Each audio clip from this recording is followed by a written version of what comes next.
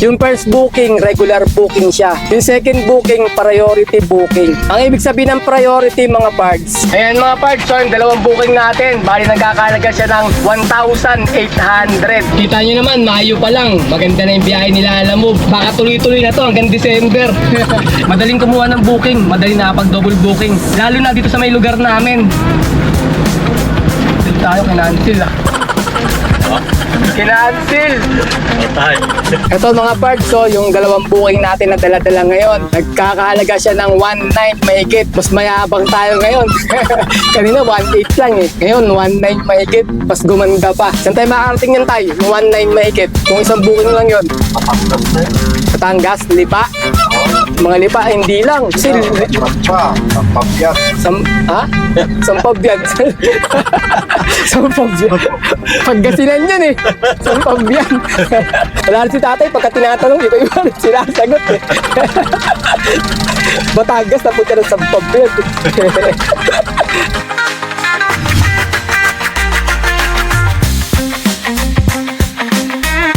Good day mga pards! Today is another booking day na naman tayo. May 16 ngayon, Friday 2025. Time check, 9:44 AM. First booking from Bagbag, Novaliches going to Las Piñas sa halagang 1,021. Ang layo ng pickup location ay 2.7 km. 600 kg lang to. Papunta na kami sa may pickup location. Pickup tayo mga pards. First booking, nandito na tayo sa may pickup location natin. Ganun pa rin.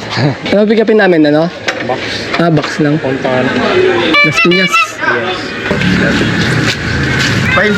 Balik pagkaon. Hindi, okay lang yan sir. Lagyan mo rin doon. Sa taas. Okay lang yan. Lagyan mo lang sa taas.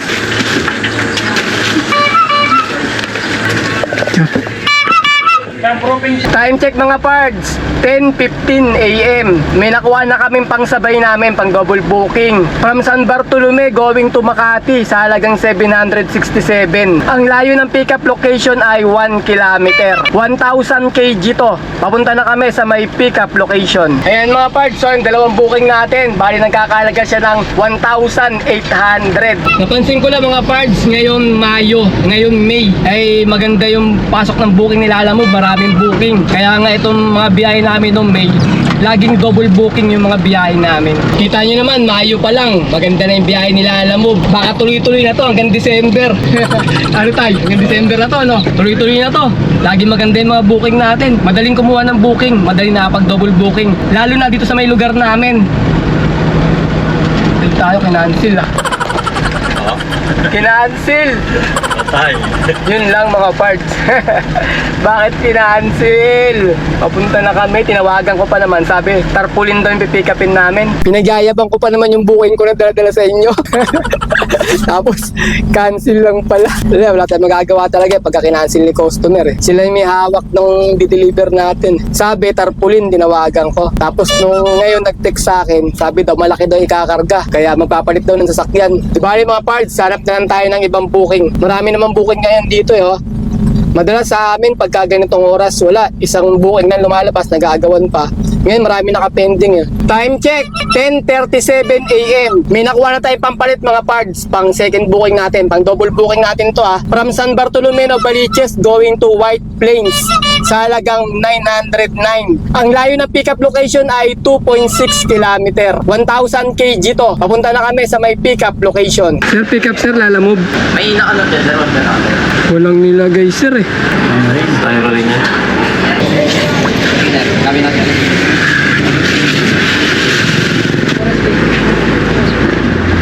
Yung first booking natin mga parts, papuntang Las Piñas. Yung second booking natin, papuntang White Plains. Yung first booking, regular booking siya. Yung second booking, priority booking. Ang ibig sabihin ng priority mga parts, priority, dapat lagi siyang inuuna. Hindi ibig sabihin na priority, solo booking lang ha. Pagka priority, pwede natin sabayan yan. Basta, lagi silang priority dahil sila ngayon naka-priority booking. Kaya ang gagawin mo lagi, uunahin mo sila sa pag-deliver mga parts. Siyempre dahil nga ano to, White Plains, siya talaga mauna kasi Las Piñas yung pangalawa natin eh. Parang puzzle yung mga parts eh. Pag kumukuha ka ng booking, hindi pwede yung kuha lang kuha. Ano ka lang, bira ka lang ng bira. Kailangan yung makukuha ang priority, mas malapit para una mo sila madideliver. Kaya nito, di ba? Mas malapit siya, White Plains, tapos Las Piñas yung susunod natin na i-deliver. Kasi yung iba, akala nila pagka priority, solo booking lang. Ganun yung pagkakaintindi ng mga customer. Hindi ganun kasi may double booking nga talaga tayo. May permiso tayo mag-double booking. Kaya ang priority, pwede natin sabayan yan. Basta lagi silang priority sa pagdi-deliver mga parts. Uunahin natin sila kasi maka-priority booking sila. Ito mga parts, so yung dalawang booking natin na dala-dala ngayon, nagkakahalaga siya ng 1.9 mahigit. Mas mayabang tayo ngayon. Kanina 1.8 lang eh. Ngayon 1.9 mahigit. Mas gumanda pa. Saan tayo makarating yan tayo? Yung 1.9 mahigit. Kung isang booking lang yun. Patanggap na yun. Batangas, Lipa. Mga Lipa, hindi lang. Kasi Pampabyan. Sampabyan. Sampabyan. Pagkasinan yan eh. Sampabyan. Wala rin si tatay, pagka tinatanong, iba-iba rin sinasagot eh. Batangas, napunta na Sampabyan eh. Kaya talaga mga parts, sa diskarte, maganda talaga yung ano eh. Hindi lang. Maganda kasi yung double booking kaysa kumuha ka ng isang booking ng malayuan. Isang booking lang, puno ka na. No choice ka, kundi i-deliver mo ng malayuan yung isang booking lang. Swerte kung kaya kunwari ng Lipa, tapos malaking halaga, hindi pa siya puno, masasabayan mo pa siya yun. Maganda yun. Pero pag isang booking lang, medyo talo na eh. Kasi mahal ng diesel ngayon, tapos wala ka na makukuha ang kasabay papunta ron dahil nga puno ka na. Tapos pabalik pa, malasing ka pa kasi probinsya yun, mayroon kumuha ng booking. Wala ka pa nakuha, yari na. Kaya mas maganda talaga yung malapitan lang eh, tapos pa na yung double booking.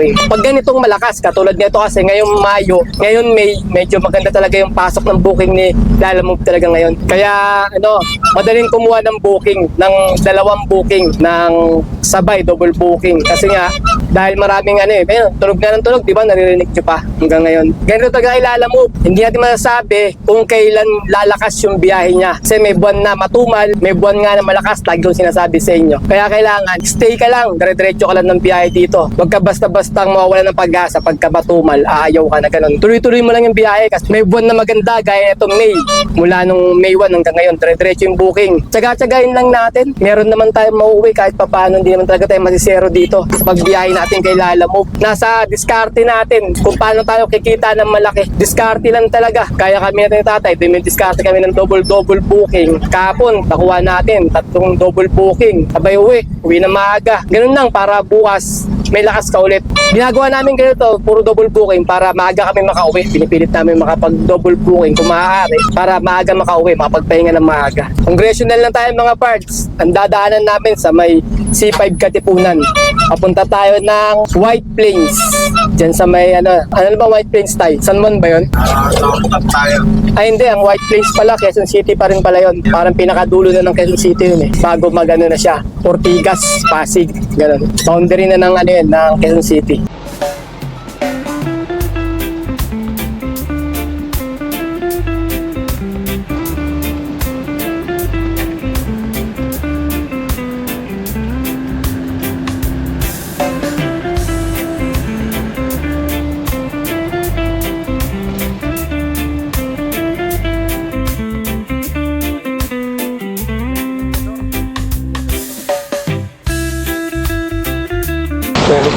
Styrofoam lang yan, sir.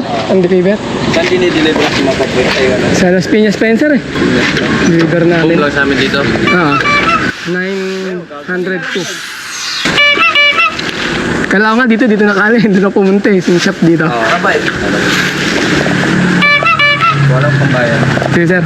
Okay, papunta naman tayo sa second booking drop-off natin. Ang layo ng drop-off location ay 23 km. Alright, let's go! Dito na kami mga parts sa may bandang naman to. Nagpasta kami ng Magallanes Flyover EDSA. Pagbaba ng Magallanes Flyover EDSA, may ASBO. Pinara kami. Ngayon, pinakita namin yung namin, may ticket nga kami galing Pasig. In-approve naman mga parts, tinanggap niya. Basta sabi daw, 1 month lang daw magagamit. Alam ko wala na dyan sa EDSA na yun eh. Di ba alam niyo yung ano, Ayala Tunnel. Tapos susunod may flyover. Ayun na yung Magallanes flyover. Pagbaba ng flyover doon, Magallanes flyover, may ASBO. Ang alam ko nasa ilalim sila lagi nakapwesto. Wala sila sa EDSA kasi yung way na to EDSA. Ngayon nagulat ako, bilis na andar ko. Nasa 17 takbo ko, biglang may kumaway. Nasa gitna. Wala sa gasaan ko pa, napapreno ako ng malakas. Kala ko kung ano kasi wala naman talagang nag-smoke belting sa along EDSA. Alam ko yung Pasay lang, yung pabalik, yung papuntang north. Yung sa Pasay meron dyan. Pinara ako. Pinakita ko yung ano, yung ticket namin sa may ano, yung resibo pala galing Pasig ng smoke belting kasi niresibuhan tayo doon. Pinakita ko, sabi niya okay daw, pwede daw. 1 month daw magagamit. Dinerecho na namin tong booking na to kasi yung sa may pick up, pupunta rin sila sa may drop off location. Sila daw mag-receive niyan. Sila magbubuhat niyan eh, papasok doon sa may warehouse. Kaya dinerecho na namin kasi pag sinabayan pa namin baka patagalan eh. Baka maghintay sila ng sobrang tagal doon sa may drop off location nito. Na rin, malapit-lapit na rin kami. 7.4 kilometer na lang yung drop off natin. Alam ko dito to sa may ano eh, bandang Kanaynay Avenue to eh.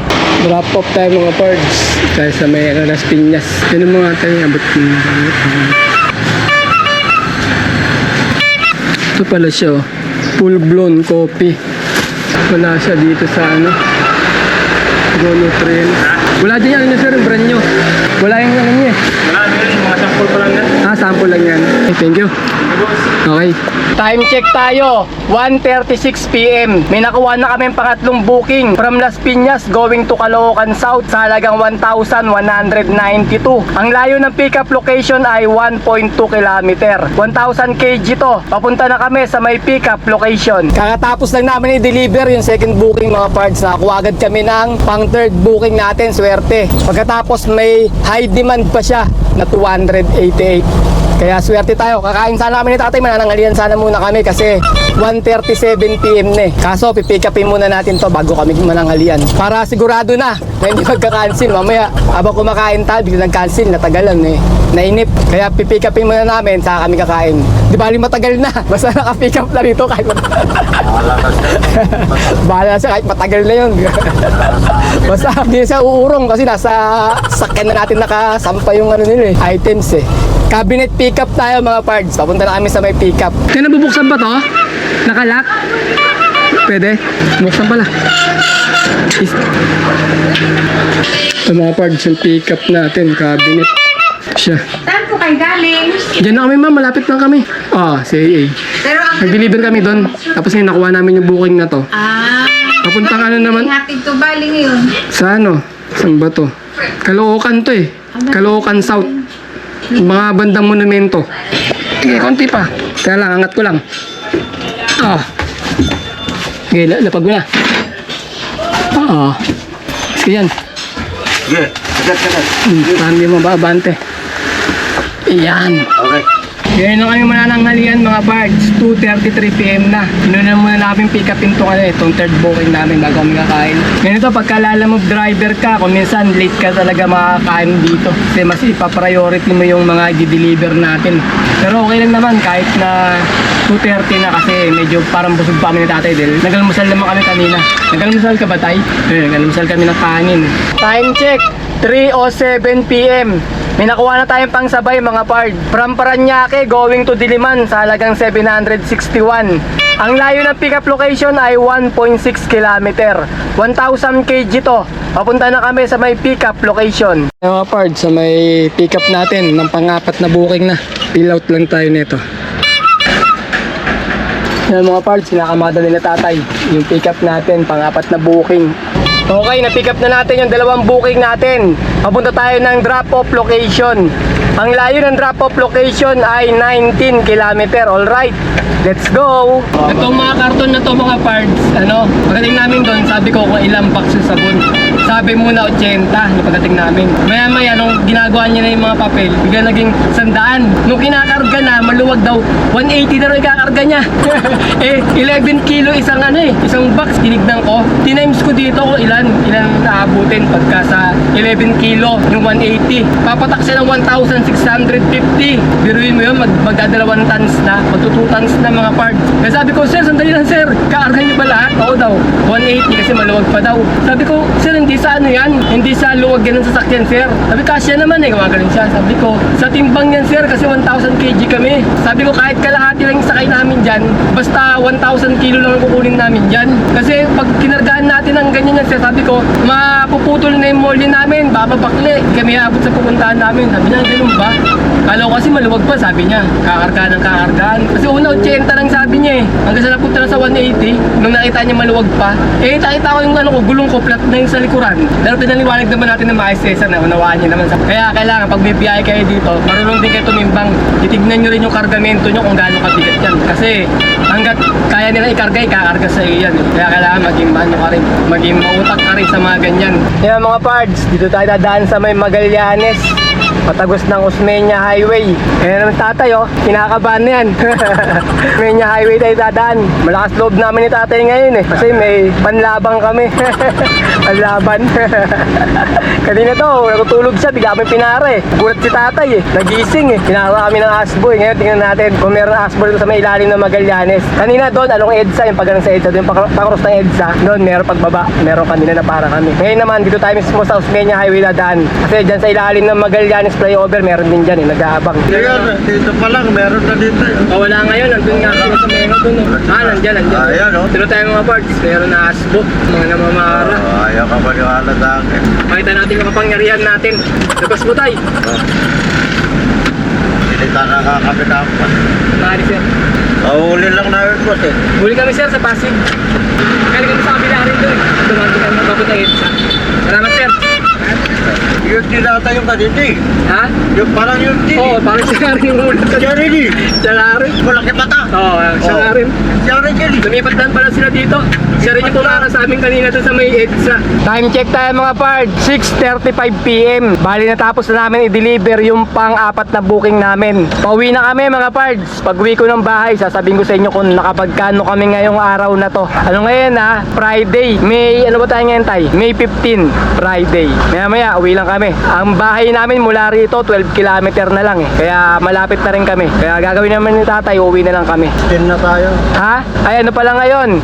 May 16 pala. Mali pala yung May 15. Kahapon pala yung Thursday. 16 na pala ngayon. Friday. Okay mga pard. Quick income reveal tayo. Bale nakaapat na booking kami sa maghapon. At ang kinita namin ay 3,100. Pagkatapos mga pards, wala kami nakuwang tip. Bale bawasan na lang natin ng 800 na diesel at 200 na pangkain. Bale 1,000 yun. 3,100 minus 1,000 equals 2,100. Ayun mga pards, naka 2,100 kami na malinis. Labas na rin yung pangkain, pan-diesel, saka yung commission nilalamove.